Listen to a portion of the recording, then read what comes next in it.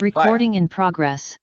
Então, olha, hoje nós vamos ter uma apresentação do Jefferson Silva sobre o que é o Espiritismo. Jefferson, você está com a palavra, Jefferson. Obrigado, Wagner, boa noite, obrigado pelo convite, obrigado por me receberem. Eu vou procurar passar um pouco do que eu aprendi no Espiritismo. Espero que vocês não fiquem bravos comigo, eu esperava ter algum apresentador melhor para vocês, né, para apresentar isso, mas é o que a gente tem para hoje, tá? Eu tenho 7 anos de espiritismo, eu sou de família católica, fui católico minha vida toda, e mudei para o espiritismo há cerca de 7 anos, aprendendo a doutrina espírita, e conforme eu fui aprendendo, fui gostando, fui entendendo melhor, e estamos aí, né? Eu vou tentar passar um pouco do que eu aprendi para vocês aqui.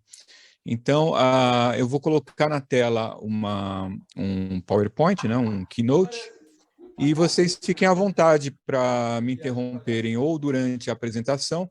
Quem souber, quem conhecer já Espiritismo, quiser contribuir, também fiquem à vontade.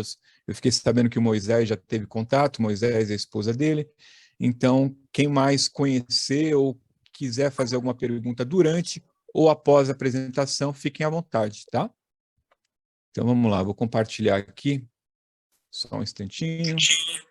Vou colocar no modo da apresentação. A gente poderia colocar no mudo, e quando for falar, sai do mudo, fala o que tem que falar e volta para o mudo, tá bom? Isso. Então, vamos lá. Faltou uma coisa aqui. Faltou compartilhar o som. Isso. Então, vamos lá. Agora sim. Então, eu vou procurar passar um pouco para vocês do Espiritismo, o que é, como foi criado, como se criou o corpo da doutrina espírita, né? O que é isso, né? O que é o Espiritismo? A síntese, a gente pode dizer o seguinte, a síntese que a gente encontra nos livros todos é a seguinte: é uma doutrina composta de princípios filosóficos, científicos e religiosos, foi revelada por espíritos superiores através de médiuns. O que são médiuns? Médiuns são pessoas que têm a comunicação facilitada. Na verdade, depois a gente aprende que médiuns somos todos nós temos essa capacidade. Alguns em maior escala, alguns em menor escala, mas são infinitas as possibilidades de mediunidade. O médium mais famoso que a gente conhece aqui no Brasil é Chico Xavier, mas nos Estados Unidos, por exemplo, tem Edgar Cayce e tem muitos outros com essa capacidade. Uma das capacidades é a psicografia, por exemplo, a incorporação, que é dito a chamada incorporação. Então, tem muitas capacidades aí. Então, esses espíritos se comunicaram e passaram isso para Allan Kardec, que codificou, ele reuniu esse conhecimento e colocou de forma sintética e uma forma bem prática de entendimento para todas as pessoas. Então, a gente vai entender um pouco mais sobre quem foi Allan Kardec e como ele codificou isso, qual foi o método dele. Aqui eu começo com uma citação, né, de Teilhard de Chardin, que é um padre jesuíta, foi um padre jesuíta, teólogo, filósofo e paleontólogo. Ele já começa falando, olha, nós não somos seres humanos vivendo uma experiência espiritual, nós somos seres espirituais vivendo uma experiência humana. Então, todos nós somos espíritos que estamos encarnados e vivendo uma experiência e que a gente leva para a próxima encarnação, que é cada vida que a gente tem. Essa é a síntese do Espiritismo. Acredita-se na reencarnação, ou seja, as pessoas retornam o mesmo espírito mais evoluído a cada encarnação que passa por provações, por vivências, ele retorna com uma bagagem maior, com mais experiência. É como se a gente voltasse de uma viagem, a gente volta com mais bagagem moral e intelectual. Né? Então, Teilhard de Chardin, ele resumiu isso nessa frase. Aqui é a bibliografia, onde eu peguei e posso passar depois para vocês algumas das obras, né? Que é isso, a Missão de Kardec, do Carlos Embaçaí, Em Busca de Kardec, é um documentário que tem no YouTube, que também fala sobre, de forma resumida, mas bem mais abrangente do que eu vou falar aqui, sobre a vida do Kardec. O filme do Kardec, tem na Netflix, no YouTube, Obras Póstumas, o Livro dos Médiuns e outras obras que eu vou citar aqui durante o decorrer dessa apresentação. Aí a gente passa para o contexto histórico, né? Um pouco antes do surgimento de Kardec. O que estava acontecendo, né? Então, tinha massacres, como a Noite de São Bartolomeu, né? Guerras religiosas, como a gente vê ainda hoje em Mianmar, na África, em todo o mundo, aí, a gente vê ainda esses tristes acontecimentos. Então, guerras, disputas entre facções, perseguições, por diferenças políticas ou religiosas, principalmente religiosas, né? Nesse caso. Continuando o contexto histórico, eu volto um pouquinho para o Cisma de Lisboa, em 1755, um século antes da codificação de Kardec. O que estava acontecendo? Aconteceu esse terremoto gigante por volta das 9h40. Portugal, que é um país que se orgulha de ser bastião do catolicismo, e as igrejas estavam lotadas naquele momento, e daí aconteceu esse terremoto, né? Lisboa, na época, com 200 mil habitantes, era a quarta cidade mais populosa na segunda metade do século XVIII, e esse terremoto aconteceu no dia de Todos os Santos, né? O país mais católico, né? E levou uma série de questionamentos teológicos e filosóficos por parte da população, inclusive dos pensadores, como Voltaire, né? Que começou a se colocar por que um país tão católico, com pessoas tão fervorosamente crentes, aconteceu isso, e as pessoas teve aquele morticínio, né? Então, quando acontece catástrofes desse tipo, como ou o sismo, terremoto, um tsunami, ou, por exemplo, como aconteceu com a pandemia, as pessoas começam a colocar em questão a religião, né? Porque Deus permite que aconteça isso. Então, isso é um pouco do que estava acontecendo. Quando aconteceu esse sismo de Lisboa, as pessoas se colocaram em questão da religião, de Deus, né? Inclusive ter repercussão físicas e morais aqui no Brasil, repercussões políticas, né? Porque para construir Portugal, a coroa criou os impostos abusivos, né? O chamado Quinto dos Infernos e outras coisas, né? Então começaram a tentar reconstruir a partir dos impostos das colônias, né? E o que estava acontecendo entre 1804 e 1815? Então, a gente vê as guerras napoleônicas que estavam ocorrendo naquele momento, né, após a Revolução Francesa, Napoleão, tudo que a gente já sabe, né? Como consequência, mudou a situação geopolítica na Europa. Na França, a dinastia Bourbon voltou ao poder. Após a vitória dos ingleses e tudo mais que aconteceu lá e a derrota de Napoleão, o povo teve diversas consequências, né? Uma delas é a fuga da família real portuguesa para o Brasil, quando Napoleão estava perseguindo a família real, o rei. Inclusive, Napoleão fala, uma das falas dele, que o único rei que conseguiu enganá-lo foi Dom João VI, né? Porque todos os outros ele tinha vencido, né? E após a derrota de Napoleão, uma miséria na França. Aí, enquanto isso, em 1804 nascia Hippolyte Léon Denisard Rivail, né? Que é o nosso Allan Kardec. Então, ele é educador, escritor e tradutor francês. Em 1804 ele nasce em Lyon, na França. Em 1814 ele ingressa no renomado Instituto Yverdon, dirigido por Pestalozzi, na Suíça. Em 1818 ele diplomou-se em Yverdon, com um excelente preparo intelectual, dominava o inglês, o alemão e o holandês. Ele fundou em Paris uma escola que seguia o método do mestre dele, o Pestalozzi. Um pouco sobre o Pestalozzi, eu acredito que todos vocês conheçam, né? Mas só dando uma pincelada aqui, né? Método intuitivo, é o método dele, iniciava-se por meio de percepções sensoriais, incluindo olhar, tocar, ouvir, comparar e analisar. O método dele é observação e investigação. E a gente vai ver que a importância disso para a formação do Kardec. O método Pestalozzi ensinava que o mais importante não era apenas a transmissão de informações, mas sim ter uma educação moral formada por valores espirituais. Isso tornaria os homens em seres de bem. Então, esse era o conceito do Pestalozzi. A responsabilidade de estudar cabia ao aluno, o estudo era motivo de prazer. Os mais velhos ensinavam os mais novos e os menores.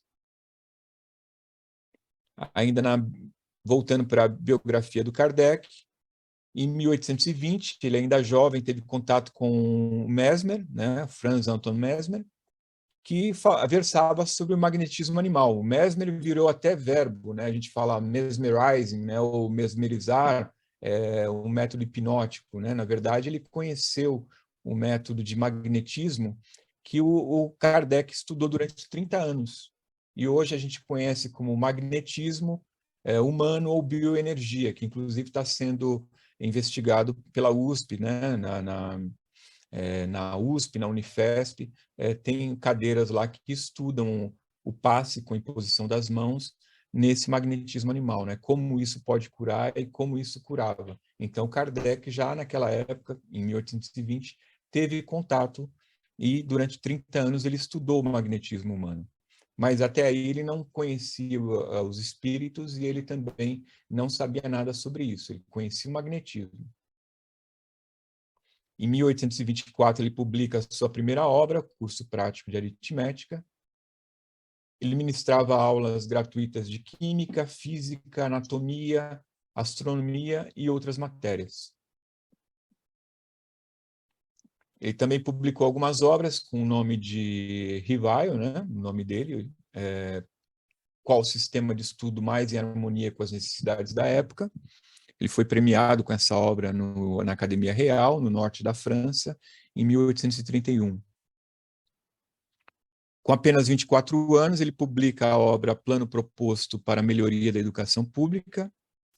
Aí o caráter dele fica evidente nisso daí, né? Que ele fala, olha, certamente não está no meu pensamento, nem nos meus princípios, desprezar ninguém, e menos ainda de rebaixar o nascimento de quem quer que seja, pois nenhuma classe tem o privilégio exclusivo de dar à sociedade homens estimáveis, né? Então, o que ele aprendeu com o mestre dele, ele estava ensinando ali, né? Então, antigamente era um privilégio as pessoas terem educação, e a partir do método ali, né, do Pestalozzi, passou a todos terem acesso à educação, não importa a classe social.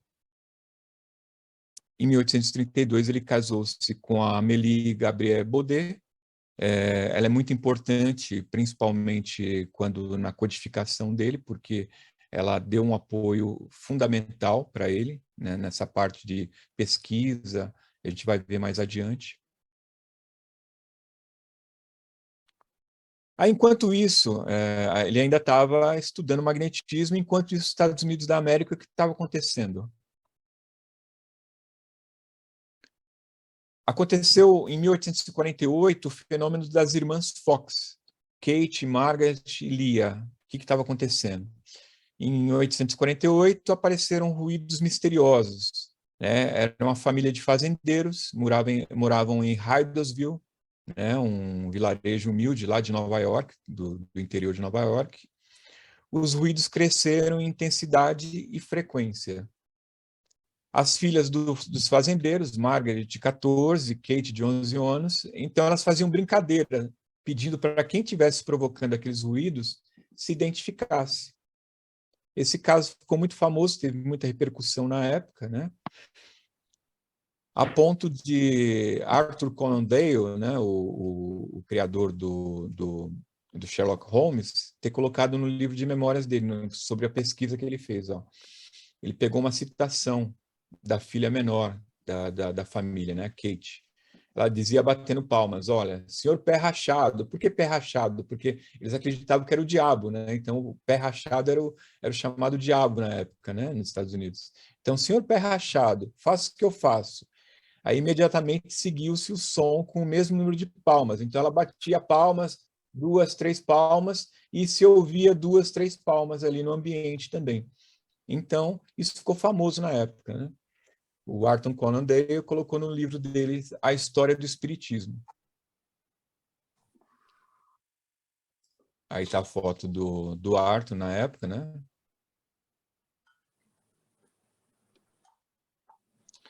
Então, esse fenômeno se intensificou a partir do momento que ficou famoso, foi publicado em jornais, eclodiu com intensidade em várias partes do mundo. No mundo todo começou a se observar também que acontecia isso.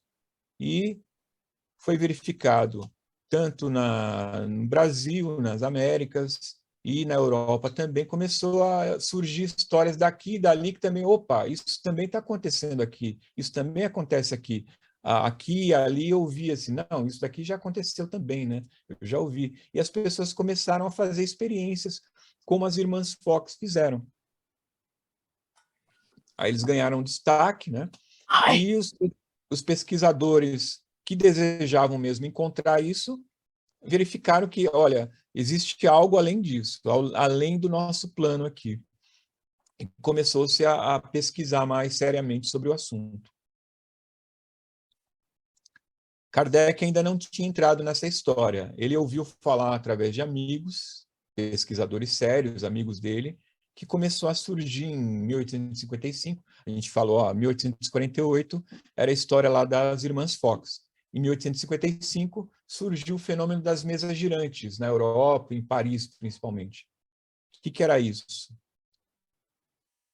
Havia locais que exploravam esse fenômeno, ou seja, as pessoas se reuniam, as pessoas da sociedade se reuniam, e em casas de moradores, e eles faziam uma experiência, colocavam uma mesa ali, e como chamavam os espíritos, e começava a mesa a realmente... A gente lembra, quem conhece aquelas mesas antigas sabe que são pesadíssimas, né? E essas mesas começavam a girar, começavam a flutuar.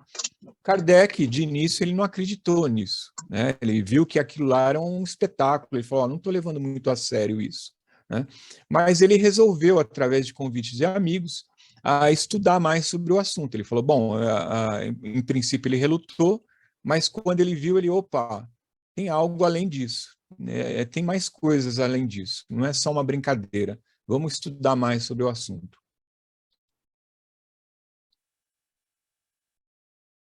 Aí o que eram as mesas girantes? Olha, elas chegavam a flutuar acima da cabeça das pessoas, inclusive, né? Então era uma coisa realmente que chamava atenção. E toda a sociedade, mas as pessoas levavam aquilo como uma brincadeira, era mais um espetáculo do estilo circense, o que a gente vê hoje, o Mr. M e outras coisas na TV, as pessoas levavam isso na brincadeira. E Kardec resolveu pesquisar mais a fundo. Aqui eu vou exibir um trailer do filme do Kardec, quem não assistiu, tem uma pincelada aí de 2 minutinhos para saber mais um pouquinho sobre o assunto e quem é Kardec.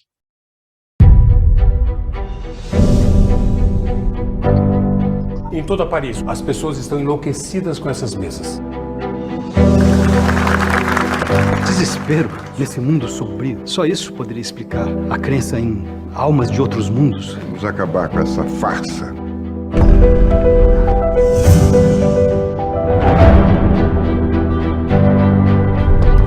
Eles chegaram.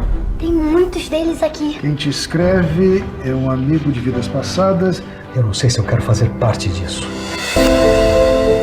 O fenômeno é realmente impressionante, Leon. Eu não sei se estão vivos ou mortos. As pessoas que eu vejo ou que falam comigo. O que eu preciso é de um método, critérios científicos, racionais. Fiz a mesma pergunta para diferentes médiums. Se a resposta fosse a mesma, deveríamos assumir que vem da mesma origem.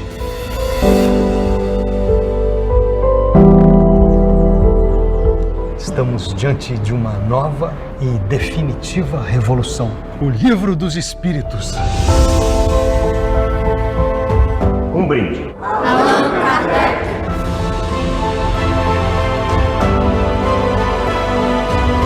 Em nome da ciência, não vire as costas para a nossa academia. Por que não citou meu nome em lugar algum? De hoje em diante, vou responder as cartas também. Afinal, somos estrelas gêmeas.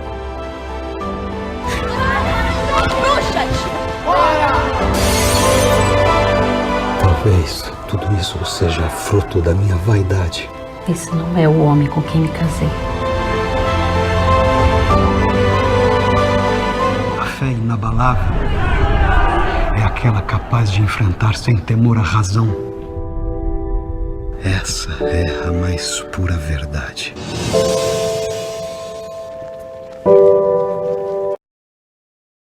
Então, aí uma pincelada da história do Kardec. É necessário lembrar que ele era uma pessoa bem cética, ele estudava com métodos científicos. Então, aqui eu peguei algumas frases que revelam esse pensamento dele, né? Então, por exemplo, é necessário resguardar-se do entusiasmo, né, que cega. Então, ele propunha um estudo criterioso dessas manifestações. Então, ele não acreditou. Algumas experiências a gente vê no próprio trailer que ele percebe que eram farsas, que a partir do momento que começou a surgir essas mesas, as pessoas começaram a tentar aproveitar-se disso e colocar em teatro, colocar como um espetáculo de mágica, de magia, e daí usavam truques. Então ele resolveu pesquisar a fundo, viu que algumas coisas realmente eram farsa e algumas coisas tinha algo mais ali. Ele não tinha como provar aquilo e como explicar aquilo, então ele foi estudar mais a fundo. Outra frase, aqui falando sobre Kardec. Então ele foi um dos pioneiros a propor uma investigação científica, racional e baseada em fatos observáveis das experiências espirituais. Ele desenvolveu todo um programa de investigação dessas experiências, ao qual deu o nome de espiritismo. Tá? Não confundir com espiritualismo. Espiritualismo envolve toda pessoa que crê que há algo mais do que a matéria, pode se considerar um espiritualista. Agora, o espírita, ele segue em geral, ou normalmente, ou de praxe, a doutrina explicada por Kardec, codificada por Kardec. Então, aqui, Alexander Moreira Almeida, ele é professor da Universidade Federal de Juiz de Fora. Então, essa comunicação que inicialmente era feita com a mesa, através ou do giro da mesa, ou da flutuação da mesa, a mesa, às vezes, ela fazia até reverência, dependendo do movimento, as pessoas perguntavam, então a mesa girava no ambiente, aquela mesa pesadíssima, e ela fazia uma reverência dependendo do que a pessoa perguntava. E daí as perguntas tinham que ser muito simples, porque era uma mesa girando, então o que você podia perguntar, olha, uma batida para sim, 2 batidas para não. Então, essa era a comunicação inicial, era muito precária, mas era o que tinha na época. Aí ela começou a passar por melhorias. Na Senhora Girardin, por exemplo, no tampo, eles colocaram de forma circular as letras do alfabeto. Mais ou menos o que a gente lembra desses filmes aí que vem em Hollywood, como Mesa Ouija, né? Essas coisas assim, que as letras apareciam ali e daí iam formando palavras. Né? Um ponteiro metálico girava e selecionava as letras conforme as perguntas que as pessoas faziam ali na mesa. Então, Kardec foi acompanhando isso. Outro método era essa cesta de Vimy, né? Que eu vou mostrar aqui na imagem a seguir, ó. Era fixado um lápis na cesta, e em seguida a cestinha deveria ser colocada sobre uma folha de papel. Eram necessárias 2 pessoas segurando, né? Isso era até interessante para provar que não era uma pessoa que estava direcionando, que era bem mais difícil colocar 2 pessoas para formar desenhos ou letras com uma cesta desse tipo aqui, com um lápis preso. Então, a gente pode chamar que isso é o nascimento da psicografia, que a gente conhece tanto com Chico Xavier e com outros médiuns, aí de Valdo Franco, que fazem isso, né, que são médiuns dos mais famosos, que fazem esse fenômeno, através da comunicação com o espírito, em que eles são médiuns sonâmbulos, né, ou seja, eles entram em transe eles não sabem o que está acontecendo e a comunicação começa. Eles escrevem, muitas vezes, em outras línguas, coisas que eles não conhecem. E qual era o método do Kardec, para a gente entender um pouco melhor? Pesquisa, apuração e revisão, método científico, né? Em 1855, ele inicia os trabalhos de pergunta aos espíritos na residência da família Baudin, com as médiuns Caroline e sua irmã Julie. A gente vê essas médiuns lá nesse trailer que eu exibi agora há pouco, né? Então, as meninas lá, e eram perguntas complexas que meninas de 14, 16 anos não tinham condições de responder. Então, Kardec chegava com a pergunta elaborada, ia lá e perguntava. Ele levava essas questões, das mais vagas e dogmáticas, às mais sérias e lógicas. E as médiuns respondiam ali.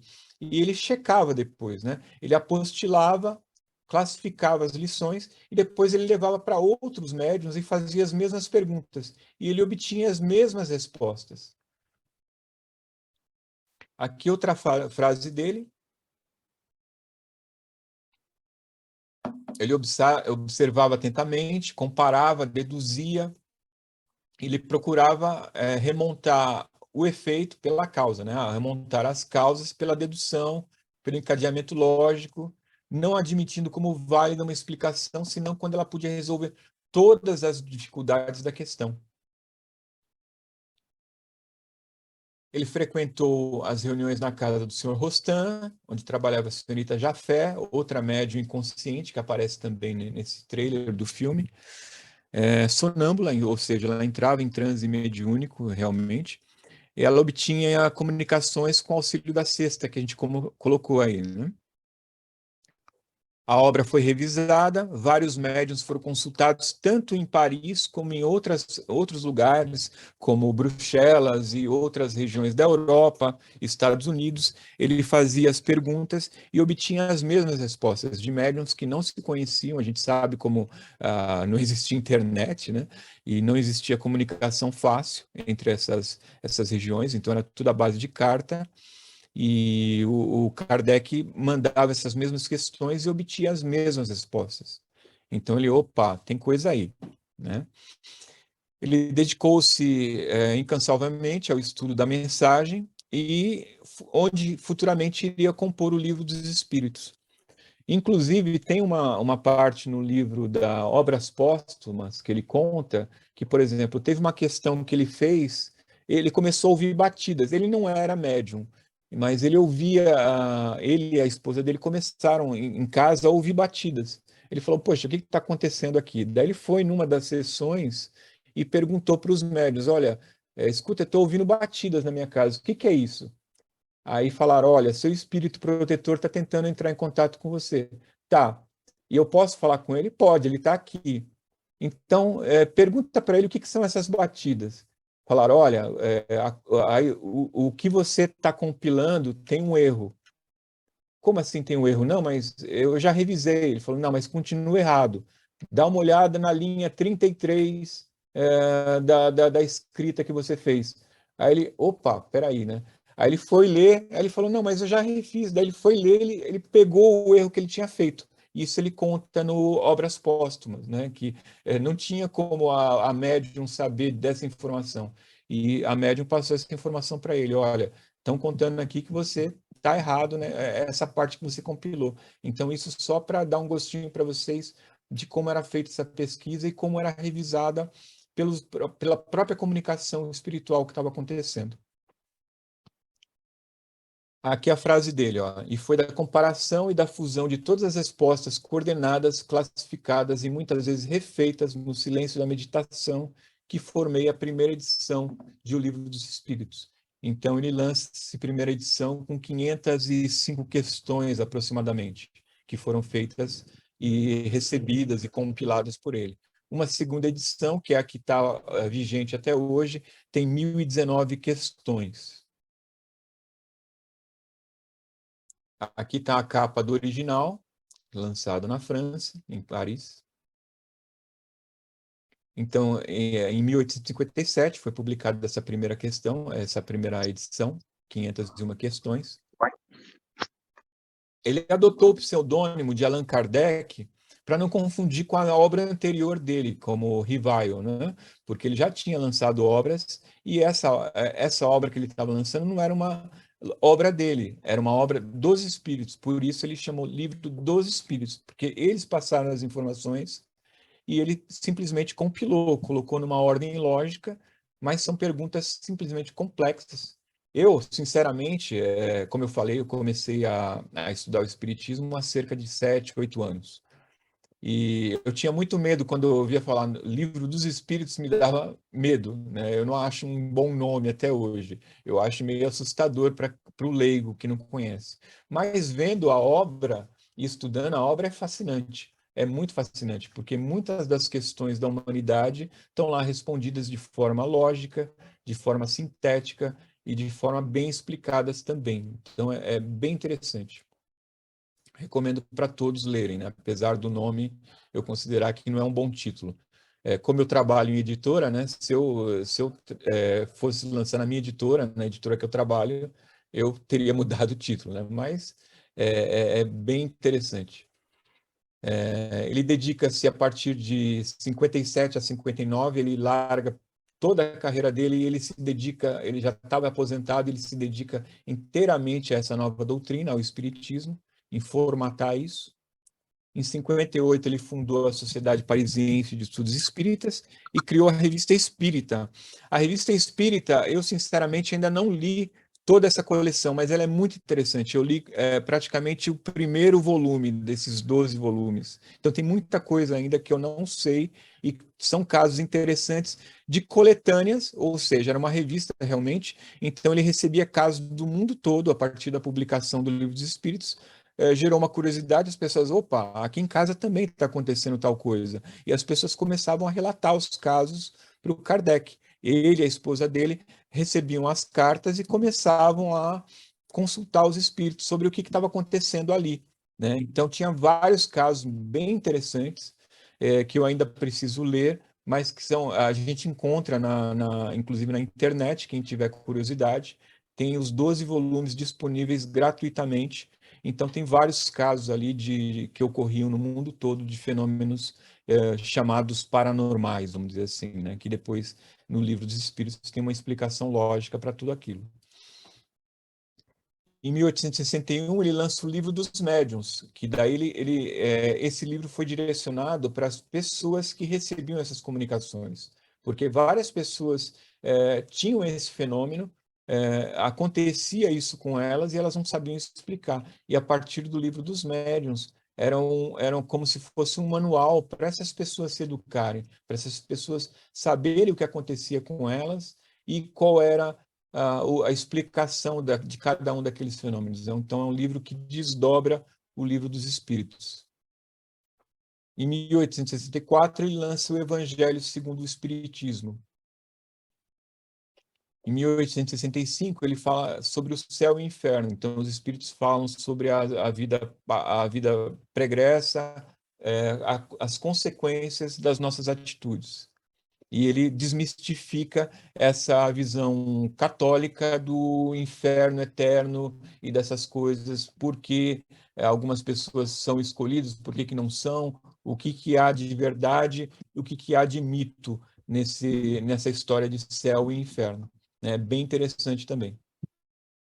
Em 1868, ele lança a Gênese, que daí se propõe a explicar todos os fenômenos da alma. É um livro bem interessante também, bem complexo, tá? Deles eu acho um dos mais complexos, mas é bem interessante.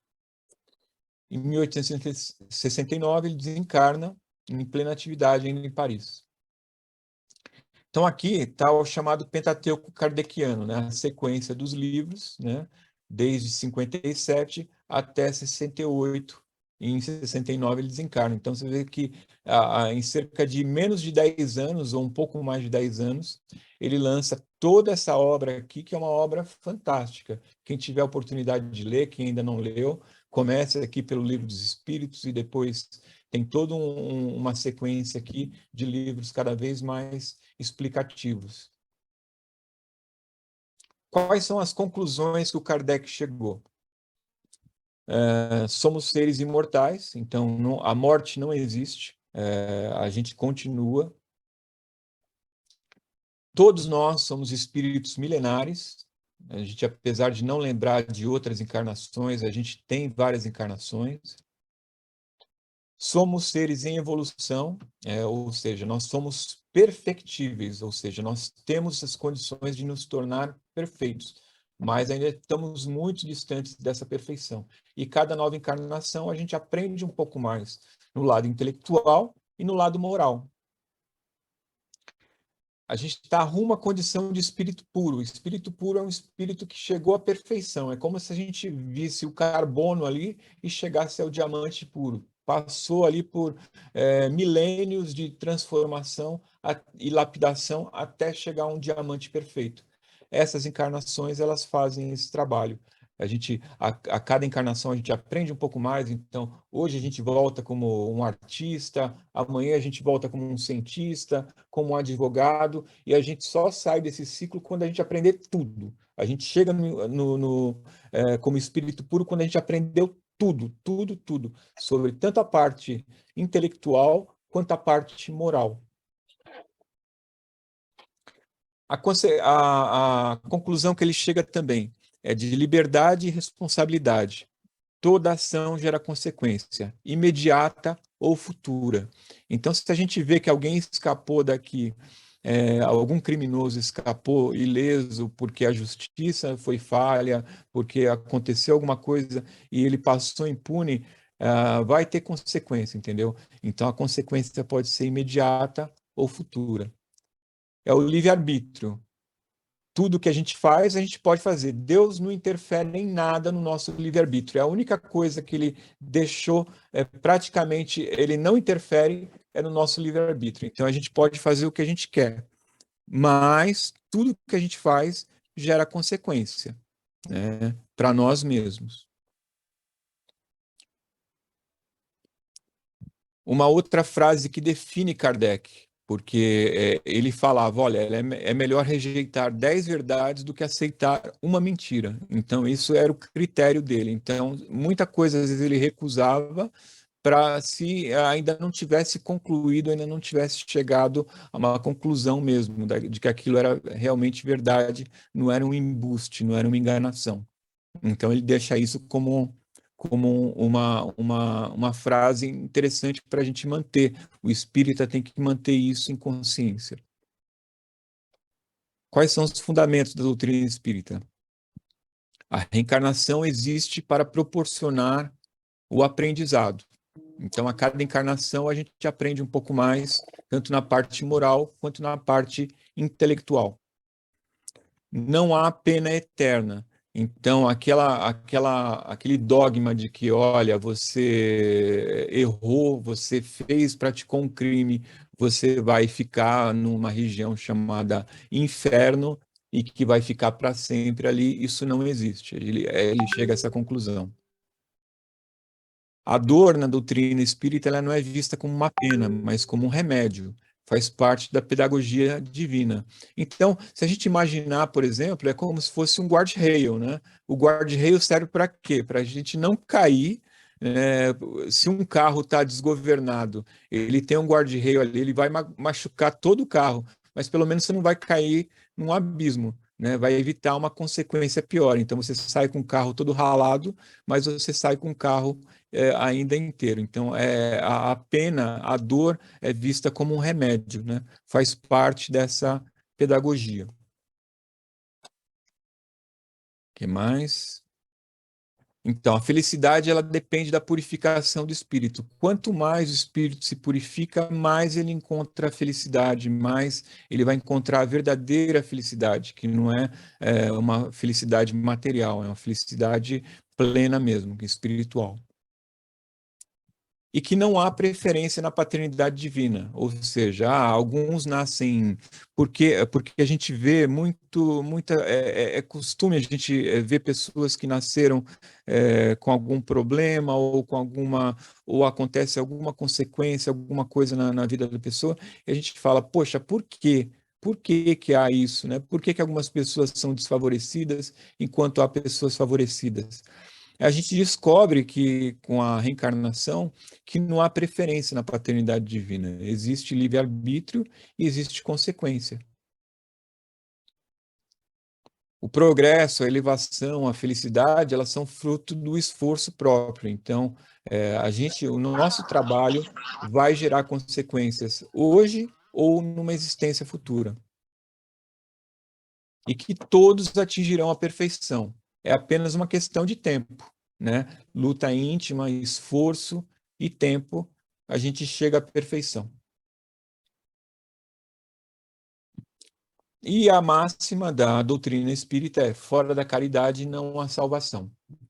É a síntese de toda a doutrina. A caridade é a base da regeneração. A gente se redime e a gente é consolado. Então, a gente aprende na doutrina que a caridade é vista como um fator essencial. E ela traz também um prazer, ela traz também felicidade. Wagner, quanto tempo eu tenho ainda? Olha, você está ok, está bem, você tem uns 15 minutos aí e tal. Eu vou procurar falar um pouco rápido aqui dos cientistas para dar tempo 15 minutos, de pode ser meia hora. de vocês fazerem perguntas no final. Isso. Então, eu vou colocar só aqui alguns cientistas, né? Por exemplo, no tempo do Kardec, o Camille Flammarion, né? Ele era um astrônomo destacado, ele foi amigo pessoal do Kardec, ele fez o discurso no sepultamento do Kardec, ele escreveu a pluralidade dos mundos habitados, a morte e seus mistérios. O William Crook, né? Sir William Crook, né? Ele foi membro da Sociedade Real de Londres. Ele pesquisou os fenômenos com rigor científico e descreveu no livro Fatos Espíritas a materialização de Cat King pela médium Florence Cook.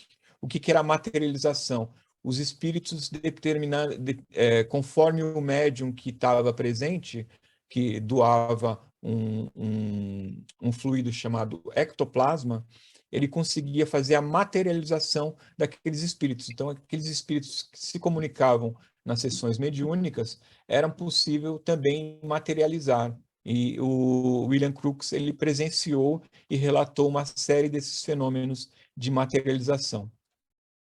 O Ernesto Bosano, de 1961 a 1943, né, ele positivista e materialista, ele foi convertido ao espiritismo pela leitura das obras do Kardec, do Leon Denis, do Gabriel Delane, entre outros, né? Ele deixou como obras Espiritualismo e Crítica Científica, Hipótese Espírita e a Teoria Científica em Defesa do Espiritismo. Alexander Aksakov, né, é um escritor. Ele criou adepto entre pessoas de talento reconhecido, muitos deles cientistas. Ele fez várias experiências com materialização, também com os médiuns Home, Slade e Elisabeth da Perrance, e fez estudos também sobre fantasmas e formas materializadas. O Charles Richer, francês, ele foi médico, professor na Sorbonne, prêmio Nobel de Fisiologia, e ele fez um estudo sobre metapsíquica, né, que é uma ciência que tem por objeto a produção de fenômenos mecânicos ou psicológicos devido às forças que parecem ser inteligentes ou a poderes desconhecidos. Ele foi fundador dessa metapsíquica. Aí o que falou o Aksakov? Não tenho outra coisa a fazer senão afirmar publicamente o que tenho visto, entendido e ouvido, depois de acompanhar todas as experiências, né? Agora, para os tempos atuais, né? A gente tem o Dr. Peter Fenwick, em inglês, neuropsiquiatra e pesquisador. Ele alega que a consciência humana sobrevive à morte corporal. Frederico Leão, brasileiro, mestre em psiquiatria pela USP, doutor em comunicação e semiótica pela PUC. Ele fez uma pesquisa da eficácia de terapias mediúnicas, buscando mensurar os efeitos das sessões mediúnicas sobre os internos de uma instituição espírita onde trabalhava como psiquiatra. Então, ele acaba descobrindo que vários casos de obsessão acabam gerando internações em institutos psiquiátricos. Então, se descobre que nem todo caso de internação psiquiátrica quer dizer que é uma obsessão, ou seja, um espírito obsediando uma pessoa, mas vários casos ele estudou e percebeu que sim, era possível, e ele estudou e tratou dessas pessoas. Sam Parnia, na Inglaterra, médico PhD, cardiologista na Universidade de Southampton, ele coordena a maior pesquisa sobre a existência de espíritos. O Alexandre Moreira, no Brasil, psiquiatra e parapsicólogo, ele é professor associado da Universidade Federal de Juiz de Fora, notório por suas publicações sobre fenômenos paranormais, saúde e transtornos mentais, problemas da mente e corpo, religião e espiritualidade. Ele, inclusive, foi a citação dele que eu coloquei lá atrás sobre Kardec, sobre o método do Kardec. Erlendur Haraldsson, na Islândia, já falecido. Ele era psicólogo da Universidade da Islândia. Ele buscava evidências concretas de reencarnação. Ele passou 2 décadas investigando sobre a reencarnação. O objeto da pesquisa dele eram crianças que alegavam terem recordações de vidas passadas. Então, ele relata nas obras dele sobre isso. Pesquisas que foram feitas no exterior. O Dr. Peter Fenwick, que eu coloquei ali, ele é pioneiro na pesquisa de vida após a morte. Tem o documentário The Day I Die, da BBC. O Sam Parnia, que eu citei ali atrás também, cardiologista. Ele coordena a maior pesquisa sobre a existência de espíritos. O Haraldsson, né, psicólogo da Universidade da Islândia, que também ele buscava, né, evidências concretas sobre a reencarnação, e tem vários casos nas obras dele. Estudo sobre reencarnação, vida depois da vida, do Raymond Moody Jr., e reencarnação no Brasil, do Hernani Guimarães, que estuda incidentes de casos catalogados no Brasil e Estados Unidos sobre a reencarnação e a sobrevivência da alma, sendo que nesses 2 países tem existido uma melhor condição de pesquisa e estudos submetidos a uma norma de investigação rígida. E o Ian Stevenson, que é psiquiatra, ele conduziu 40 anos de estudo sobre reencarnação na Universidade de Virgínia, Estados Unidos. Então, tem casos bem interessantes que as crianças relatavam informações que só a pessoa mesmo, só a pessoa de convivência da outra poderia conhecer. Então, eram fenômenos bem interessantes. Tem o Robert Lanza, né, que ele lança o biocentrismo, como a vida e a consciência são as chaves para entender a natureza do universo, de 2009. Ele defende que a consciência é eterna e pode viajar por universos diferentes.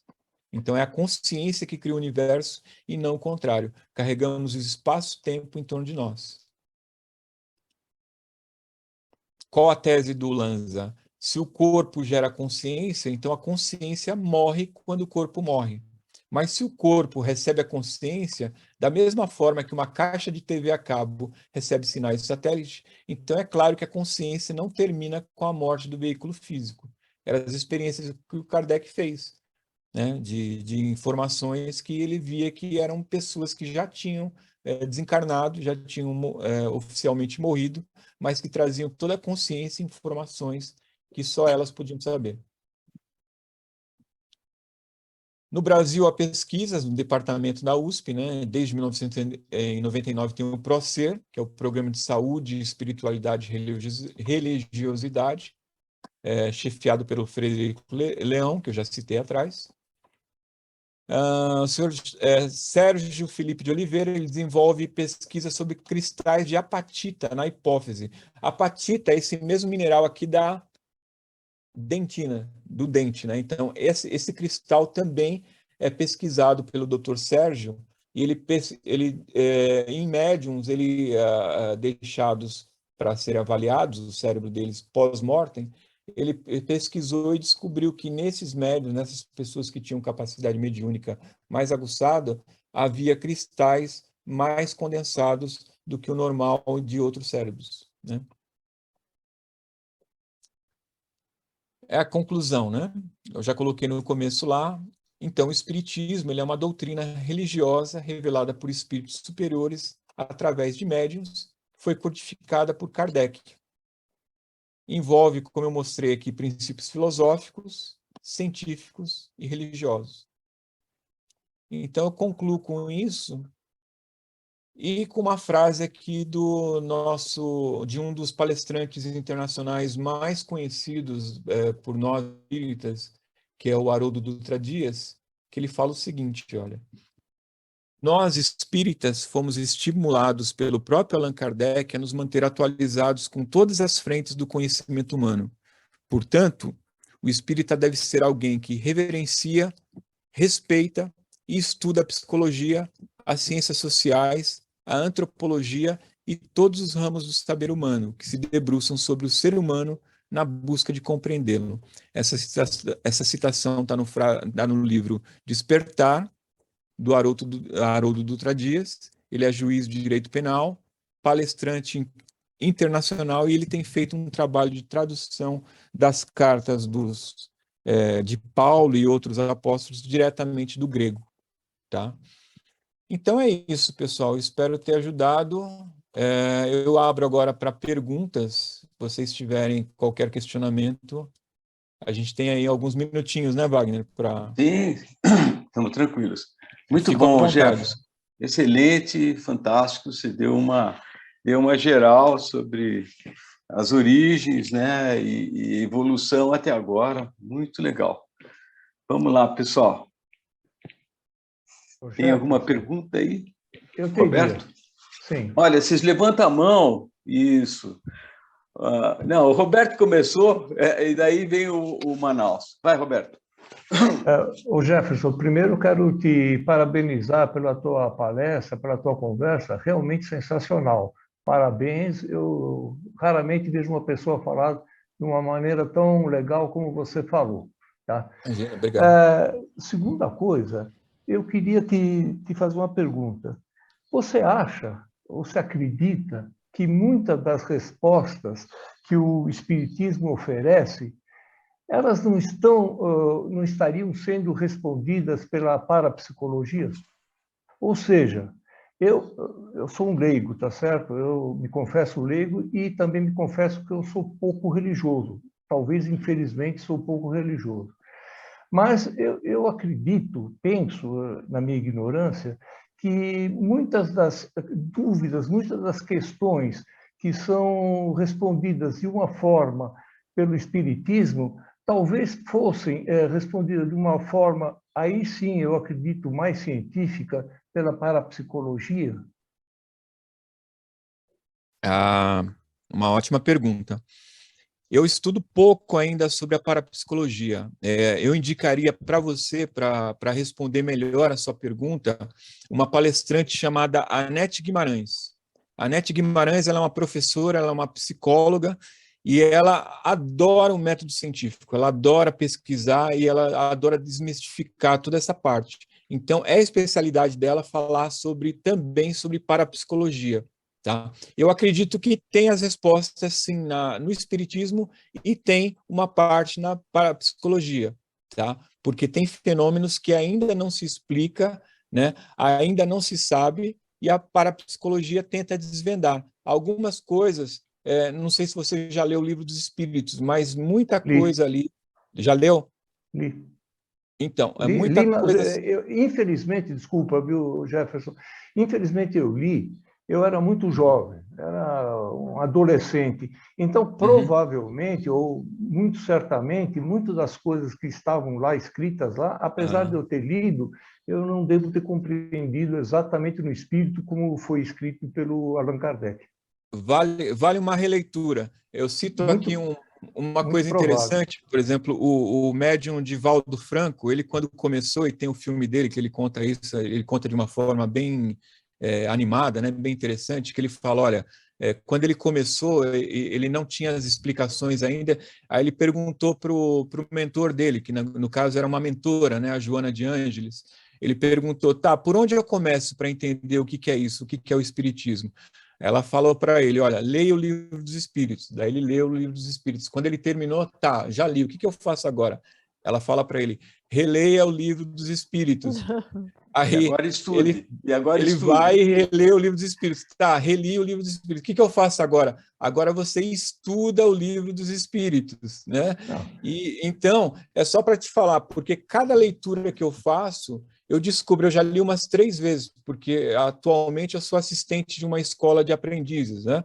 Então, eu comecei como aluno, aí depois me convidaram para ser secretário de uma escola, eu ajudei secretariando, então, cada vez, no final do curso, a gente lê novamente o livro. E cada vez que eu leio, eu entendo mais uma coisinha, eu descubro mais uma coisa, que a resposta, muitas vezes, que você está procurando na parapsicologia, já tem lá também, no Livro dos Espíritos, está explicado lá de forma, ou ali, ou mais detalhadamente numa das outras obras, que é a Gênese, o Céu e o Inferno ainda não li, mas eu já li, eu estou lendo o livro dos médiuns, né? Então tem respostas muito interessantes ali, principalmente no caso, você, Roberto, que está tentando achar respostas na parapsicologia, tem respostas no livro dos médiuns, tá?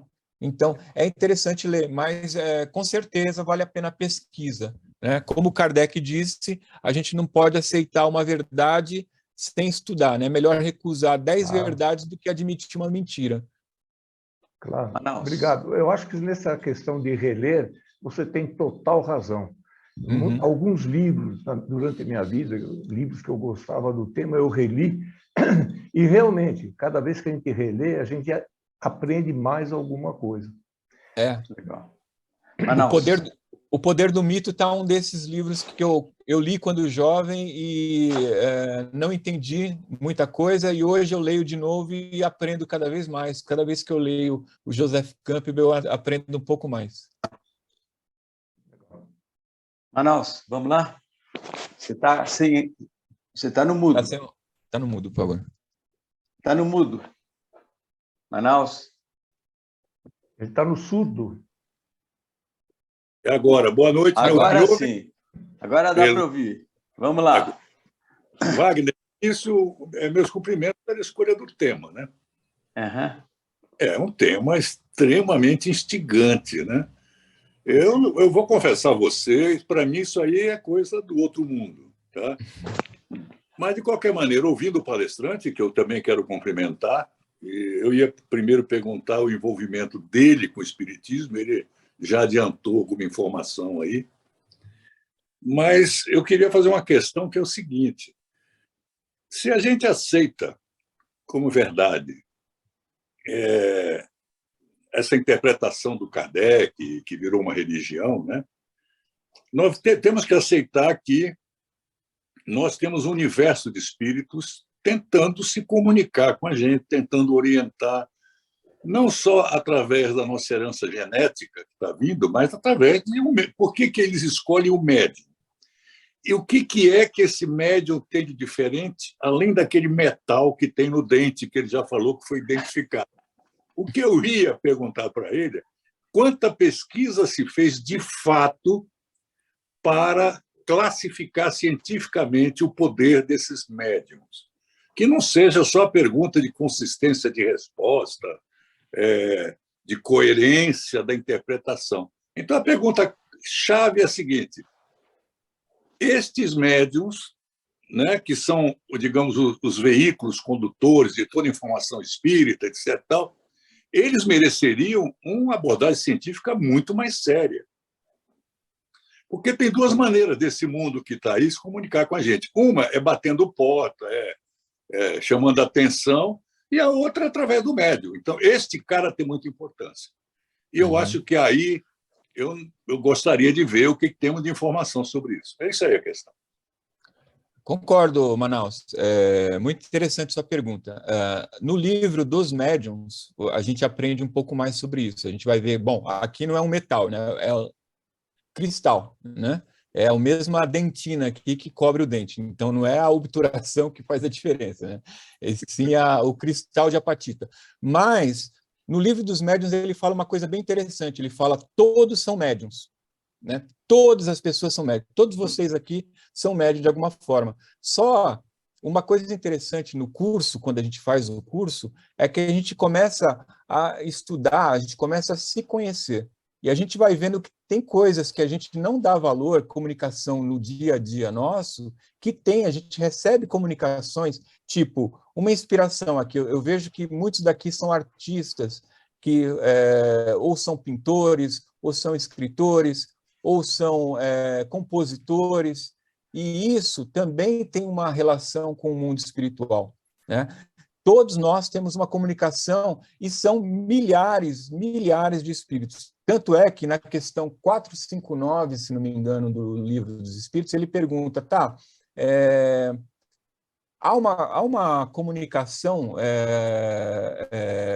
constante com o mundo espiritual? Ele fala, olha, é tão comum isso que é mais comum eles dirigirem vocês do que vocês pensam. Então, muitas vezes, a gente é dirigido diariamente pelos espíritos e não sabe. Então, a gente tem esse contato diário, a gente tem esse contato o tempo todo com o mundo espiritual, só que a gente não sabe. A única diferença entre os médiums, chamados médiums, né, que ele fala que são os médiums ostensivos, é que essas pessoas elas têm um contato mais frequente. E tão ostensivo que às vezes incomoda. Se a pessoa não souber lidar com isso, ela às vezes chega às vias de loucura, né? Porque ela ouve tanto aquela informação, ela não sabe lidar com isso, que ela acaba, se ela não for educada, ela acaba pirando. É o caso, o contato, por exemplo, consciente, né? Tem o contato consciente. O contato consciente, entendeu? Porque o contato todos nós temos. Então, é um fato realmente a ser estudado. A gente tem isso há um pouco mais de 150 anos, né? O Livro dos Médiuns fez 150 anos, se não me engano, em 2019, né? 2019 fez 150 anos do Livro dos Médiuns, e a gente está apenas começando a estudar esse fenômeno, né? Tem muito ainda a aprender, você tem razão, Manaus, tem muito ainda a ser estudado sobre isso. Mas todos nós, não são só os médiuns ostensivos, mas todos nós, no nosso dia a dia, se a gente for parar para pensar, a gente tem algum contato espiritual. Eu queria fazer um complemento, Wagner, posso? Vai rapidinho, aí tem o Otávio. Eu queria... já aconteceu de, por um acidente, eu presenciar o velório de um espírita. Isso porque, ao lado do velório do espírito, tinha morrido um amigo meu e aquela consternação, aquela choradeira, aquela saudade, né? E do lado dos espíritas, eu vi curiosidade, entrei e senti uma paz. Tinha lá um pregador, sei lá como é que chama, se é médium, estava lá, fazendo um discurso de uma breve despedida. E a gente da religião católica não acredita muito nisso, mas lá, o ambiente do velório era um ambiente, digamos, de neutro para conformado. A pergunta que eu faço ao expositor é o quanto o espiritismo contribui para uma aceitação melhor da morte, que é a coisa que apavora todo mundo, e até que ponto esse espiritismo aproveita disso para mandar a sua mensagem e provocar mais aceitação. É isso. A aceitação é a palavra que você usou, que é magnífica, né? Porque a gente costuma falar com as pessoas que entendem mais sobre o espiritismo, que eles falam que o espiritismo ele não tira a dor, mas ele tira o desespero. Porque a dor ela vai existir para todo mundo. Não tem quem não perca um ente querido que não sinta uma dor da saudade, da partida. Mas o espiritismo ele tira o desespero, porque você falar um adeus para uma pessoa que você achando que você nunca mais vai ver é diferente de você falar um até logo, que a pessoa foi para um outro país que daqui a pouco você vai encontrar com ela, daqui a alguns anos, daqui a algum tempo você vai reencontrar com essa pessoa. Então o espiritismo, na verdade, ele tira o desespero. Mas a dor da partida é para todos. Não tem quem não perca um ente querido, um pai, uma mãe, um filho, que não fique triste, que não sofra da dor. Então, a dor vem para todos. Mas o desespero, o espiritismo realmente tira, ou qualquer religião. Qualquer pessoa que tem uma religião ou uma crença de que há algo além da matéria, não necessariamente precisa ser espírita. A pessoa pode ser católica, evangélica, pode ser judaica, pode ser a budista, aceita que for, a religião que for, mas a pessoa crê em alguma coisa além da matéria, tira o desespero, tira a dor, não vai sair, mas o desespero, você realmente, a aceitação é a palavra exata, é uma palavra boa para se usar. Então você se acalma, traz uma paz. Olha, eu queria sugerir, tem um autor, chama Alexandre Caldini Neto. Ele escreveu um livro, é A Morte na Visão do Espiritismo. É um cara absolutamente espetacular. Foi CEO de várias empresas, é uma pessoa que atua no mercado, uma pessoa da área de business, né? E é um cara espetacular e vale a pena. Depois eu vou postar aí sobre o livro e tem a apresentação dele sobre esse assunto. E com um depoimento meu pessoal, né? Que vocês sabem, né? Faleceu há 1 ano e pouco a minha esposa, né? E eu sou espírita. E foi uma coisa absolutamente terrível em termos de dor, né? Ainda hoje é uma situação difícil, né? Mas me ajudou muito a ter tranquilidade, né, nesse momento. Então, esse foi o depoimento meu pessoal, né? Mas vamos lá, Otávio, está com a palavra. E se puder, põe o teu rosto também. Isso. Coloquei. Escuta, Jefferson, eu tenho uma pergunta relativamente rápida, eu acho, porque eu, observando os títulos, né, dos livros do Kardec, a impressão que eu tive é que os 2 primeiros estão cuidando mais da questão do espiritismo por si, né? E depois ele vai gravitando mais em direção à religião, né? A tratar do catolicismo, né? Do céu e inferno, questões mais religiosas. Primeiro, eu queria saber se essa minha percepção é correta. Segundo, qual era a posição dele em relação ao catolicismo, à religião e a Deus? Quer dizer, é possível... Por que o espiritismo é uma religião? É possível você ter um espiritismo sem acreditar em Deus?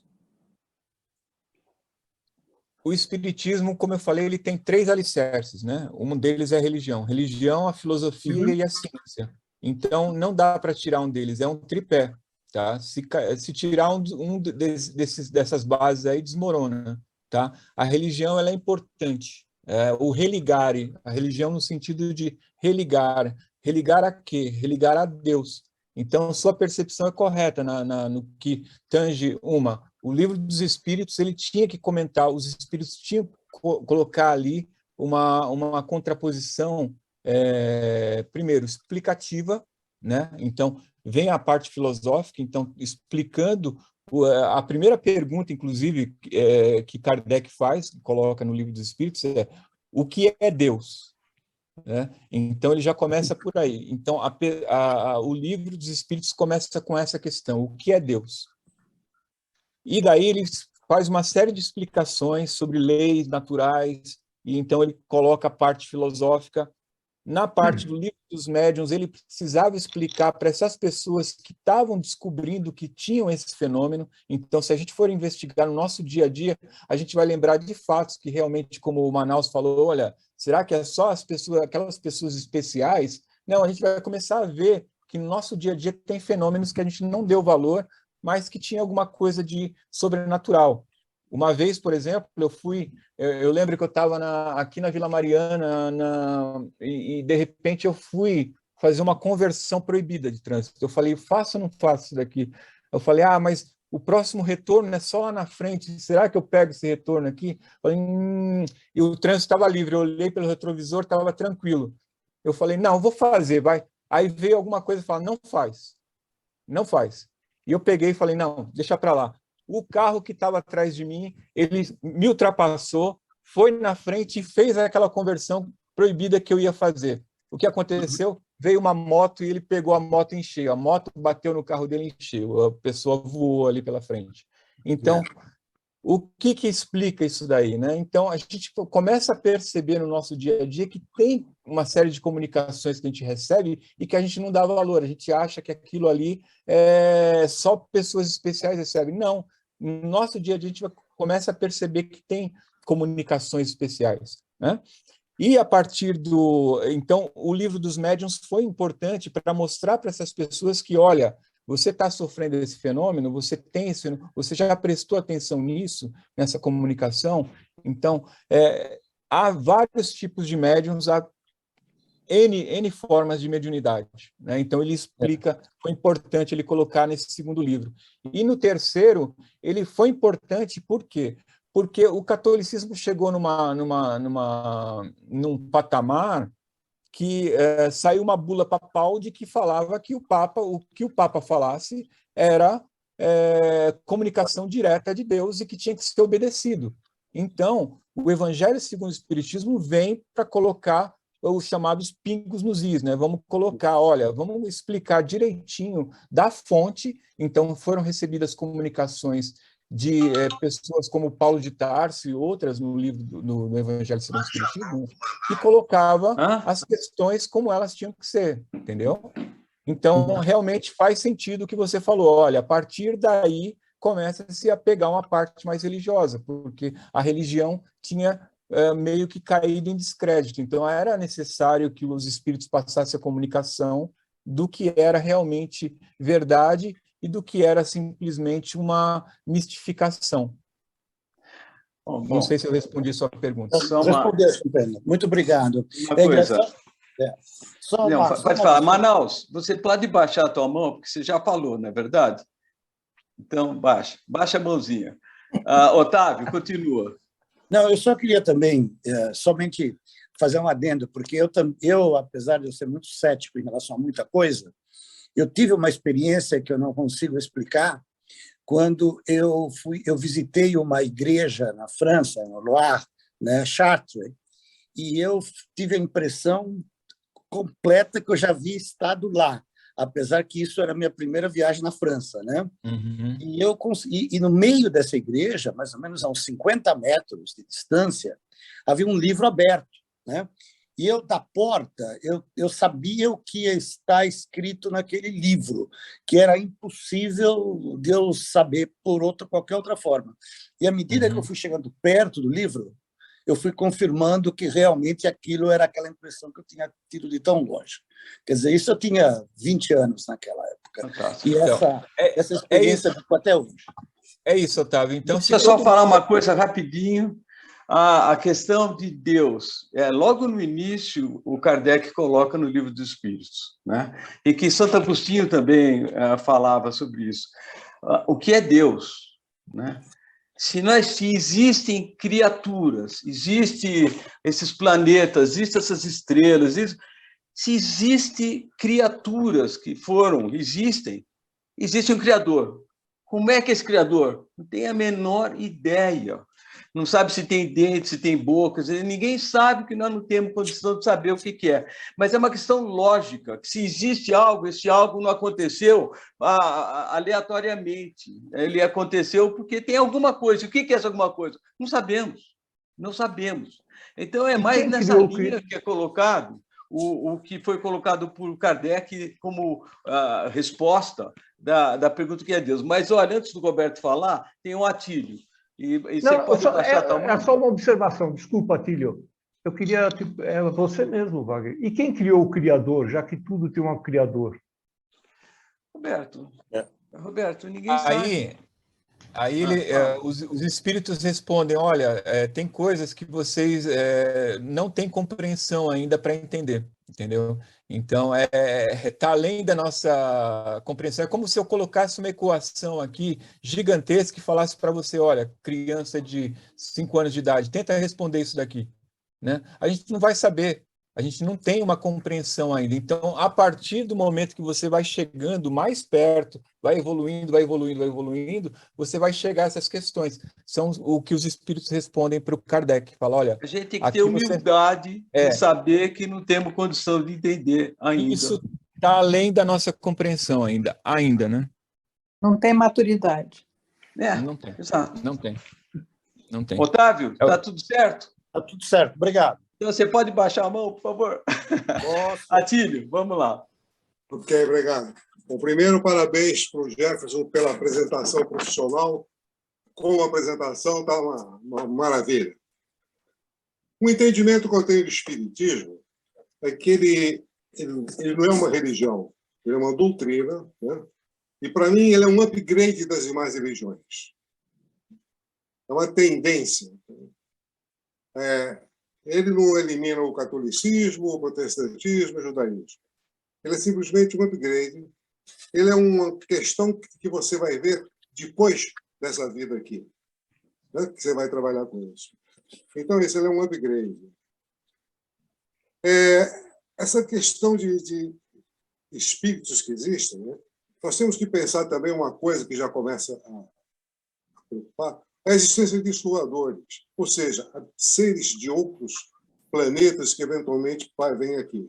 Tem quem acredita, quem não acredita, eu sou daqueles que acreditam, né? Então, mas eu acho que Kardec também aborda nisso, que você tem vivência em diversos planetas, que há planetas mais evoluídos, planetas menos evoluídos, é uma questão que você não abordou, não é isso? E que você vai passando de um para o outro. A questão de aceitação de coisas que acontecem, esse é um único ponto que eu tenho alguma restrição com relação ao Espiritismo, que ele tenta justificar todos os problemas como isso é uma prova. Então, criança que nasce com defeito ou alguma coisa, para mim, era uma mera questão de como se desenvolvem as coisas fisicamente. É uma questão aleatória. Para mim, não tem muito a ver disso. Esse conformismo que querem dar, de que isso era uma prova. Eu não acredito muito nisso. Olha que eu sou bem crente, mas isso aí eu não aceito muito. Eu acho que o que acontece aqui na Terra, quando você tem que nem uma planta que pode nascer com defeito, você tem uma criança que nasceu com defeito. Não vejo muito essa ideia dessa aceitação. A história de Deus é uma história também interessante. Rapidamente, o Deus aqui na Terra. Né? O que seria o Deus aqui na Terra? Fala-se muito da Bíblia, mas o Deus que está na Bíblia, o Deus que vai ficar com os judeus, não tem nada a ver com o Deus do Gênesis, o que criou a Terra, o que criou os homens. Né? O Deus que está no Gênesis é um Deus que vem, é judaico, ele trabalha com o povo judeu, inclusive faz com que o povo judeu mate os outros povos que estavam em Canaã para tomar as terras. E esse Deus, que é o Jeová, ele nunca disse que ele havia criado o universo, que ele havia criado a Terra. O que acontece é que está tudo no mesmo livro, e as pessoas associam. Então, era o quê? Era um espírito, acredito que possa ter sido um espírito, uma entidade muito poderosa que tivesse conduzido isso. Acredito também que aqui na Terra, uma série de coisas que surgiram também foram feitas por extraterrestres. E esse extraterrestre é simplesmente um espírito mais evoluído que possa estar em outro lugar. Alguém falou que somos atrasados. Se o disco voador realmente existe, nós somos tão atrasados que eles não estão autorizados a entrar em contato conosco. Né? Numa organização internacional, eles entram, vêm aqui, mas não estão autorizados a criar uma organização conosco. Basicamente, isso aí são uns pontos para pensar. Mas, mais uma vez, parabéns ao Jefferson pela excelente apresentação. E também aos demais participantes pelas colocações. Imagina, eu que agradeço pela oportunidade. Como você falou e responde no Livro dos Espíritos, todos os mundos são habitados. Até aqueles que a gente acha que não tem aqui no Sistema Solar mesmo, não precisa ir longe, não. No Sistema Solar, todos os planetas são habitados. Só que a gente quer ver algo material. E a gente aqui, entre nós, provavelmente dentro da nossa casa, no nosso lar, e em todos os lugares onde a gente vai, é habitado, tá? A gente esbarra com espíritos em todo lugar, né? Só que a gente não vê uma coisa material. Então, se a gente for procurar por alguma coisa material, realmente nos outros planetas a gente não vai encontrar. Porque o planeta Terra, os planetas que têm vida material física, são os planetas mais atrasados, que é o caso da Terra, tá? Que está no segundo nível evolutivo. Então, com certeza, há seres de outros planetas, tá? Se eles visitam aqui ou não, a gente precisa pesquisar mais, precisa entender mais. Mas, com certeza, eles falam no Livro dos Espíritos que todos os mundos são habitados, tá? Isso, agora, com diferentes tipos de energia, diferentes tipos de vibração. Isso. Os nossos próprios espíritos, irmãos, os nossos próprios espíritos daqui, ou seja, de quando falecemos, de quando passamos por... Eles também têm diferentes tipos de energia, de níveis. Né? Também, alguns conseguem ver os outros, ou conseguem se fazer ver pelos outros, e alguns não conseguem ver. Então, aqui também existe isso. Né? Existem cidades criadas em volta. É isso que você disse, nós estamos esbarrando. É que simplesmente uma outra dimensão, quase como se fosse uma outra dimensão. Né? É outra dimensão. A gente vai chegar lá. Não sai falando em quarta dimensão, quinta dimensão, mas enfim, por aí, é uma outra dimensão que também chama-se vibração, né? É uma outra vibração que alguns conseguem, outros não conseguem ver. E só um detalhe, essa história que tem tido muito, de fenômenos que aparecem, que alguém quer falou em psicologia, na verdade, eu acho que o objetivo é outro. O objetivo dos espíritos é só para demonstrar que tem alguma coisa além. Né? Quando tem aquele rapaz que pintava, como é que eu me lembro o nome dele? Era um nome italiano. Gasparetto. Gasparetto, perfeito.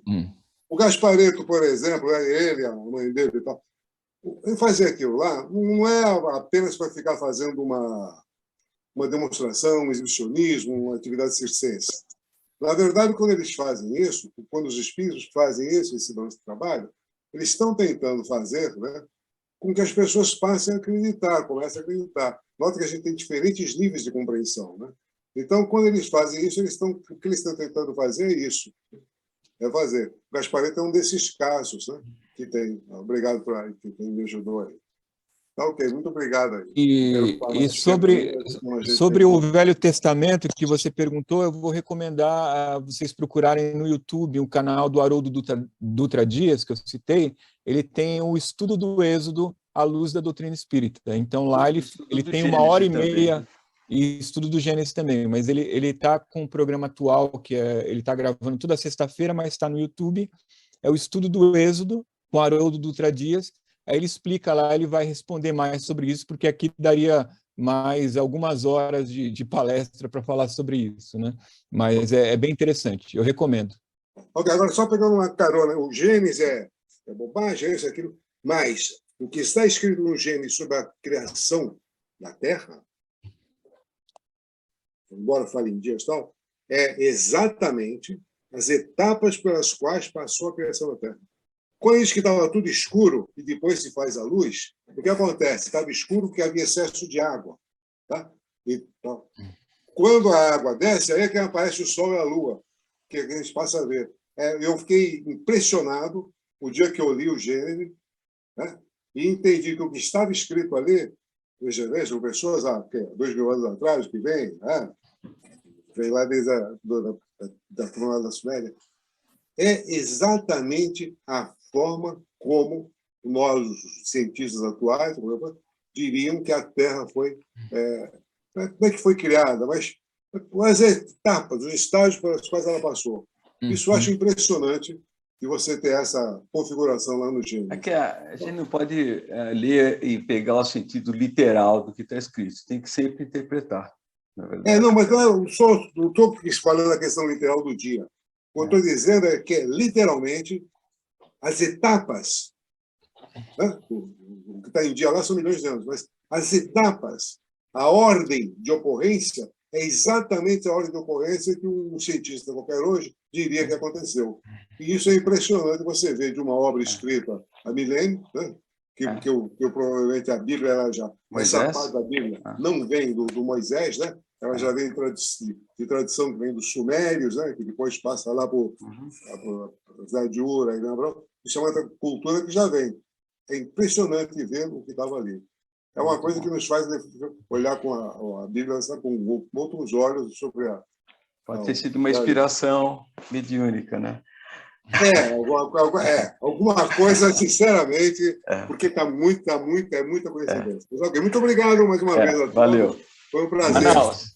O Ari que tinha me convidado aqui. Um abraço. Muito bom, legal, Ari. Muito bom. Manaus, vamos lá. Abre o microfone, por favor, Manaus. Eu tinha fechado o microfone, agora eu abri.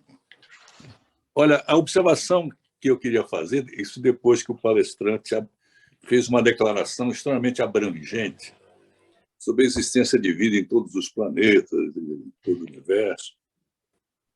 E aqui eu estou pensando o seguinte, a gente não deixa de ser um animalzinho metido à besta, né?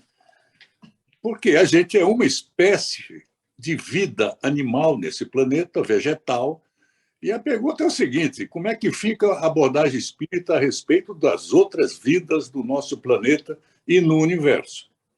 Eles têm também a parte do ectoplasma. Então, essa é a pergunta que me veio à cabeça e a constatação que não pode ser tão arrogante ao ponto de pensar que é só esse macaco que tem essa possibilidade. É isso. É bem explicado, boa pergunta, Manaus. Isso é bem explicado também no Livro dos Espíritos e nos outros livros da Gênese e outros livros da obra do Kardec. E Deus ama todos os seres, é dito, né, uma das falas que a gente tira de lá, né, que Deus ama a todos, desde o verme até o anjo, né, até o ser mais puro. Então, todos são criações de Deus.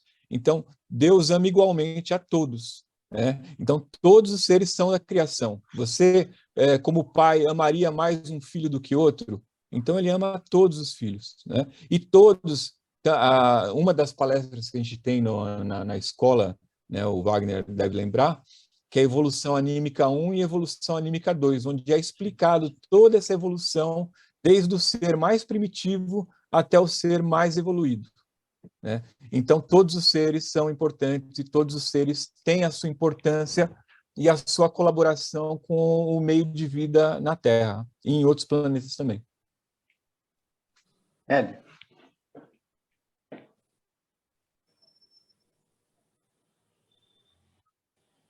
Quem falou, Hélio? Você, fala.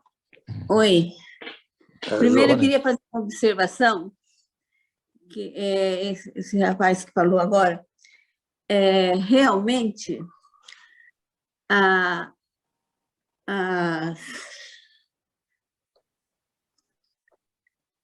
vida em outros planetas não tem nada a ver com aqui. Eu sinto até uma certa ingenuidade nesses cientistas que ficam procurando água, procurando oxigênio nesses outros planetas. É completamente diferente.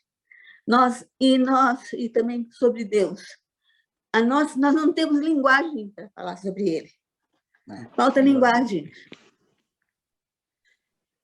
E outra questão que eu pensei é com relação à caridade. Infelizmente, ele passou muito rápido sobre isso.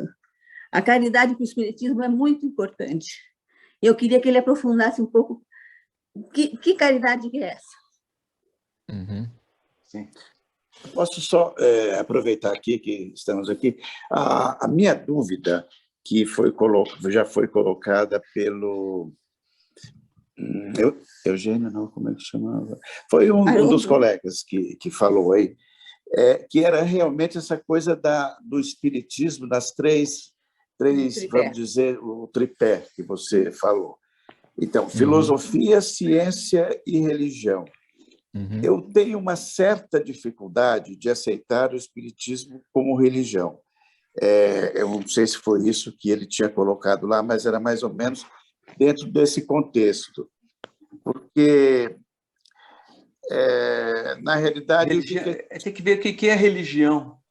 Então, o que significa a palavra religião? Não, eu sei, é religar, como ele falou, e tal. Eu sei. Mas, assim, do ponto de vista histórico, vamos dizer, quer dizer, e alguém falou isso de um upgrade, né, de todas as religiões, o espiritismo, né? Mas a tendência, eu vejo que a tendência hoje o tripé religião é muito maior do que as outras duas. Não sei, é uma impressão minha. Jefferson? Eu estou tentando carregar aqui uma definição que o livro... Bom, enquanto você carrega aí, pode falar. Realmente, eu acho que a religião que é colocado é a ideia de religar, de ligar a Deus, né? De não refutá-lo. No final, é não refutá-lo. E o objetivo é de se tornar uma pessoa boa, uma pessoa de bem. Esse é o objetivo. O objetivo é esse, simplesmente.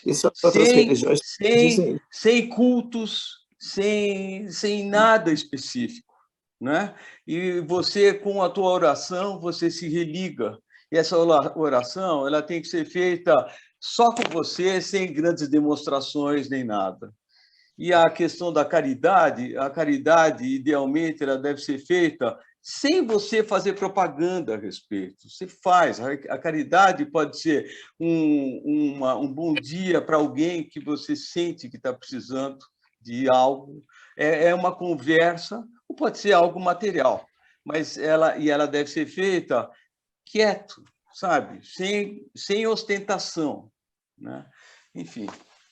Jefferson. Você me dá uma liberdade só de um segundinho aqui, eu colocar aqui na tela. Eu vou colocar, já que perguntaram sobre a caridade, e realmente, desculpa, seu nome eu não peguei, estou vendo aqui Hélio Costa. Josefina, muito obrigado pela pergunta, tá? É muito importante. A caridade é de suma importância, principalmente no Espiritismo, né? Então, aqui, o Kardec perguntou, na questão 886, aí olha a inteligência do Kardec, ele perguntou não o que eu acho, o que o Espírito achava, ele pergunta qual o verdadeiro sentido da palavra caridade, como entende Jesus, tá? Então, ele queria saber logo na fonte lá, o que Jesus achava que era caridade. Então, o que os Espíritos respondem para ele? Benevolência para com todos, indulgência para com as imperfeições alheias e perdão das ofensas.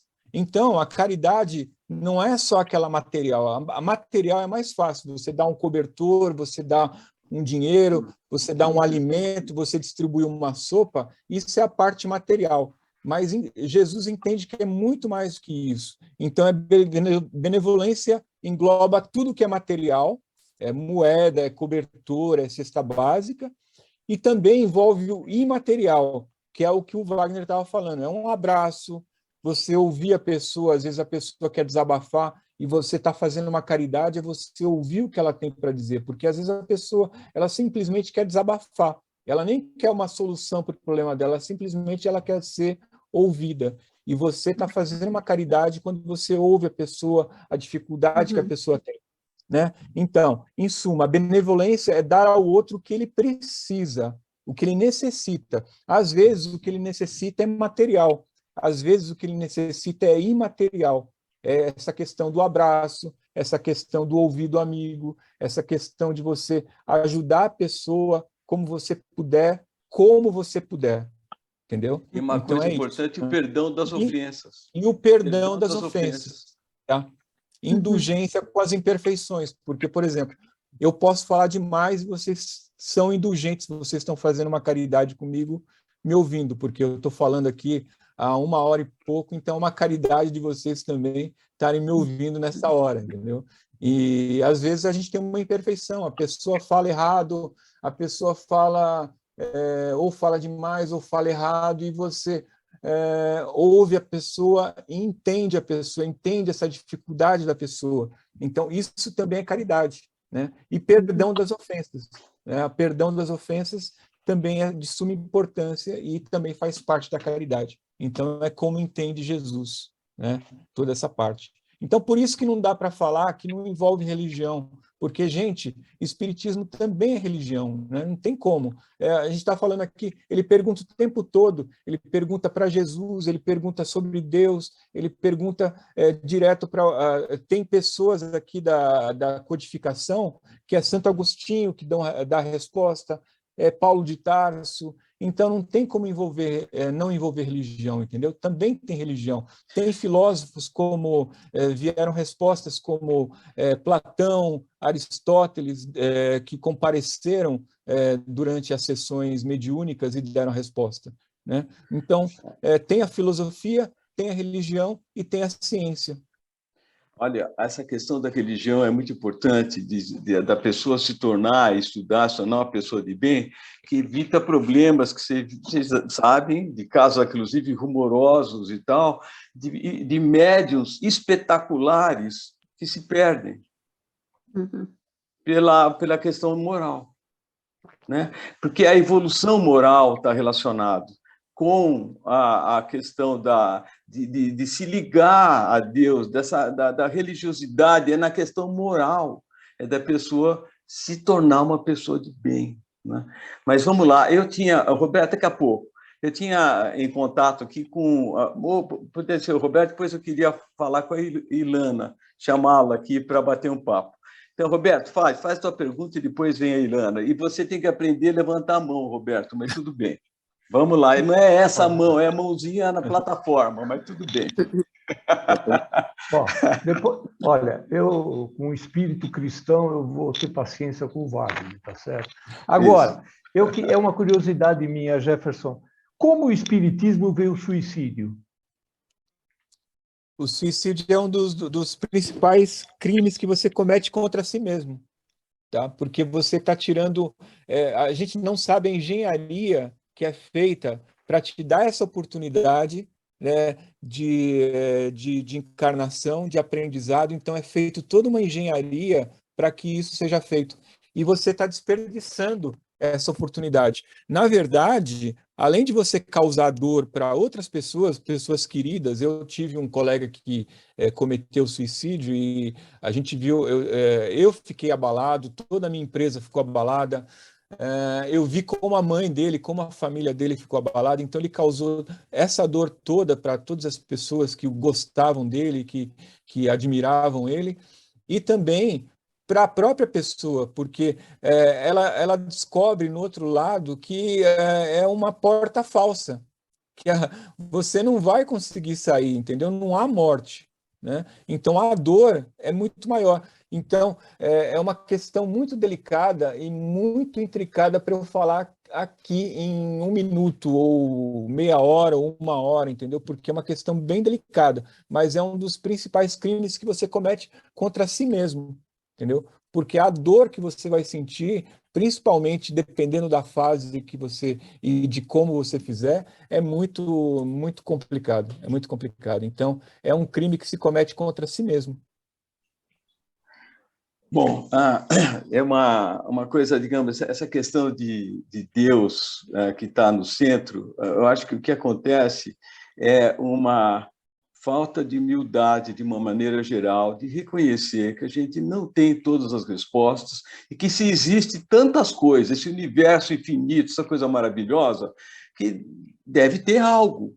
Esse algo é chamado de Deus. Deve ter algo.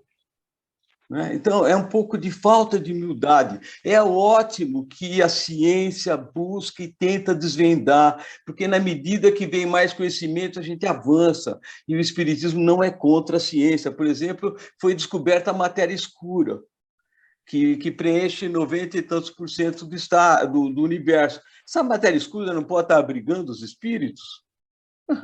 Sabe? Não pode? Enfim... Tudo bem, mas eu vou querer chamar agora a Ilana, se ela pode dar um depoimento pessoal, Ilana, se você topar. Olha, eu topo, eu sou muito ruim para falar. Eu não gosto de falar sobre mim, mas eu sou uma médium, né? Desde que eu nasci. Então, desde pequena, eu enxergo espíritos. E isso me atrapalhou muito na minha vida, porque meus pais, nós somos judeus, Não que isso tenha alguma diferença, mas meus pais não aceitavam de jeito nenhum e achavam que eu inventava o tempo inteiro. Então, é uma história muito comprida, tá? Que eu tenho, meus pais, quando eu ouvi que eles pensaram em me internar em algum lugar ou procurar um psiquiatra, eu levei um choque tão grande e parei de ver. E depois, já casada, com 29 anos, né? O Moisés está do meu lado aqui para testemunhar. Eu comecei, de repente, eu fiquei doente, parecia que eu recebi uma facada nas costas, eu tive essa sensação, procurei tudo que podia ser, os médicos procuraram absolutamente tudo, não era nada, eu tinha febre, inclusive. E daí descobri, eu comecei a, de repente, a ver e escutar, sem parar, tudo que foi tampado todos esses anos. Então, era uma loucura. Só que, como meus pais não aceitavam e diziam que eu inventava, eu não conseguia aceitar nada sobre espiritismo. Para mim, era muito difícil. Então, eu fui procurar, primeiro psiquiatra, depois psicólogo. Parapsicólogo. E daí eu fui procurar parapsicólogo, porque eu comecei a ter visões de coisas que iam acontecer. E uma delas com um acidente que eu ia bater com o carro de frente. Então, no fim, eu fui procurar o grupo do Padre Quevedo. Eu nem sei se ele... Eu acho que não está mais vivo, porque eles fazem tantos anos. Né? E me receberam, e eu contei tudo o que estava me acontecendo. Eu enxergava, inclusive, um velho senhor judeu religioso no meu quarto. Todos os dias eu via. E eu conversava com ele, mas só com a mente, porque ele falava uma outra língua. Em todo caso, eu perguntei tudo que eu queria saber e eles me explicaram tudo. Tudo tinha uma explicação. Que eu entendi o que esse homem falava, que eu via, porque era coisas que já estavam na barriga, quando eu estava na barriga da minha mãe, que devia ser daquele tempo. Ou deram explicações absolutamente de tudo. Exceto que era espírito. Não, espera um pouquinho. Não, eles não acreditavam em espiritismo. Nem eu. E falaram do acidente, que eu devia mentalizar o acidente, né? Que isso a gente pode ter, essas noções. Mentalizar que eu desviaria o carro na hora. Eu fiz isso várias vezes e realmente aconteceu, eu desviei o carro, então tudo isso foi direitinho. Mas quando eu vim desse parapsicólogo toda feliz, achando que eu descobri, que eu tinha achado todas as respostas da minha vida, que eu não precisava mais me preocupar, eu sento na minha cama toda feliz e aparece um velho na minha frente. E sorrindo para mim. E eu falo, você é uma imagem... quando eu estava na barriga da minha mãe, eu gravei isso, eu gravei a sua imagem, gravei o que você fala... E ele começou a rir assim na minha cara, e daí ele disse, se for verdade, como eu respondo tudo que você me pergunta? Então, se era uma imagem, ele não poderia responder minhas perguntas, né? Porque ele era o passado. Eles falaram que eu conectava o passado, né? Que eu conectava as energias de todos os lugares. E por isso que eu via todas essas imagens, né? E foi, então, aí o meu mundo caiu. Aí, nesse minuto, o meu mundo caiu. Porque eu disse, eu estou louca. Devo estar com um tumor na cabeça, alguma coisa. E daí indicaram, a minha sogra, que acreditava, me mandou procurar um centro espírita. Graças a Deus, eu fui muito bem encaminhada. E daí começou a minha procura por acreditar no que eu via e em tudo, né? E nós estamos há 40 anos, mais ou menos, em centro espírita. Não é verdade? E eu tenho, assim, milhares de histórias para contar que aconteceram verdadeiramente. E que eram espíritos que vêm me dar uma notícia que querem que eu vou dar para alguma pessoa viva. Então, eu tenho muitas. E, atualmente, eu nem queria falar isso, mas eu já escrevi 3 livros.